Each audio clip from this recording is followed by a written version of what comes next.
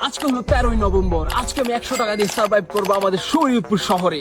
এখন সকাল 10টা বাজে, কারণ আমরা সকাল 10টা বাজে থেকেই চ্যালেঞ্জ শুরু করি। এখন ক্ষুধা লেগে গেছে, এখন করবো সকালের নাস্তা, যার জন্য আমার বাজেট বলেই তো দিছি মাত্র 100 টাকা। তো চলো বাজারে যাওয়া যাক।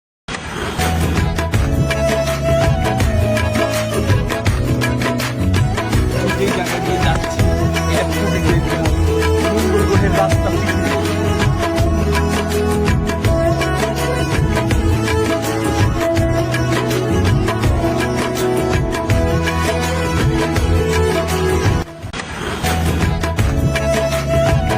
এখন আমি দেখতে পাই এই ছাগল নামক একটি কুকুর, সেই গাছ যেখান থেকে একটি সবেদা ফল পড়েছিল। যাই হোক, আমি এখানে বসে পড়ি।